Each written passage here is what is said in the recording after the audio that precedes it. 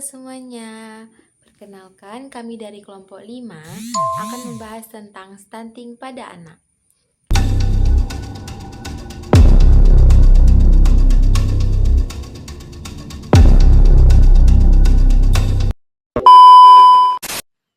Balita pendek atau stunting merupakan keadaan tubuh yang pendek dan sangat pendek hingga melampaui defisit lebih dari 2 di bawah media panjang atau tinggi badan. Stunting dapat didiagnosis melalui indeks antropometri tinggi badan menurut umur yang mencerminkan pertumbuhan linear yang dicapai pada pra dan pasca persalinan. Dengan indikasi kekurangan gizi jangka panjang akibat dari gizi yang tidak memadai. Stunting merupakan pertumbuhan linear yang gagal untuk mencapai potensi genetik sebagai akibat dari pola makan yang buruk dan penyakit infeksi. Stunting adalah masalah gizi utama yang akan berdampak pada kehidupan sosial dan ekonomi masyarakat. Ada bukti jelas bahwa individu yang stunting memiliki tingkat kematian lebih tinggi dari berbagai penyebab dan terjadinya peningkatan penyakit. Stunting akan mempengaruhi kinerja fisik dan fungsi mental dan intelektual akan terganggu. Dampak stunting. Stunting dapat mengakibatkan penurunan inteligensia sehingga prestasi belajar menjadi rendah dan tidak dapat melanjutkan sekolah. Bila mencari pekerjaan, peluang gagal tes wawancara pekerjaan menjadi besar dan tidak mendapat pekerjaan yang baik. Yang berakibat penghasilan rendah dan tidak dapat mencukupi kebutuhan pangan. Karena itu, anak yang menderita stunting dampak tidak hanya pada fisik yang lebih pendek saja, tetapi juga pada kecerdasan, produktivitas, dan prestasinya kelak setelah dewasa, sehingga akan menjadi beban negara. Selain itu, dari aspek estetika, seorang yang tumbuh profesional akan kelihatan lebih menarik dari yang tumbuhnya pendek.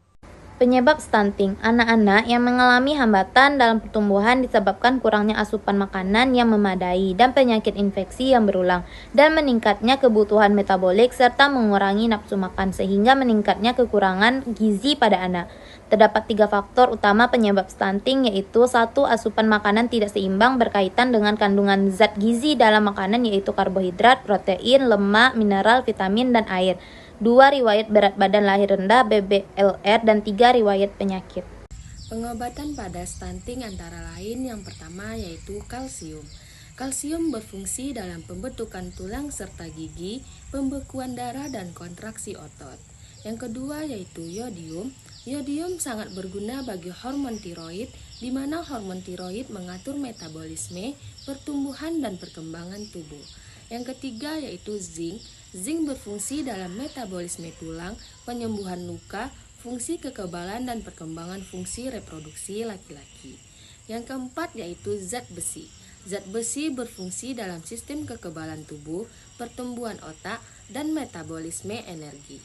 Yang kelima yaitu asam folat. Asam folat terutama berfungsi pada periode pembelahan dan pertumbuhan sel, memproduksi sel darah merah dan mencegah anemia. Cara pencegahan stunting pada anak yaitu yang pertama, memberikan ASI eksklusif pada bayi hingga berusia 6 bulan. Setelah itu memantau perkembangan anak dan membawa ke posyandu secara berkala. Setelah itu mengkonsumsi secara rutin tablet tambah darah. Setelah itu memberikan empasi yang bergizi dan kaya protein hewani untuk bayi yang berusia di atas 6 bulan. Tanda dan gejala stunting. 1. Berat badan dan panjang bayi baru lahir normal atau berat bayi lahir rendah. Pada keterlambatan tubuh intrauterin umumnya tumbuh kelenjar yang tidak sempurna. 2. Pertumbuhan melambat. Batas bahwa kecepatan itu adalah 5 cm tahun desimal. 3. Pada kecepatan tubuh tinggi badan kurang 4 cm tahun, kemungkinan ada kelainan hormonal. 4. Umur tulang bisa normal atau terlambat untuk umurnya. 5. 5. Pertumbuhan tanda-tanda pubertas terlambat. Audio Jungle.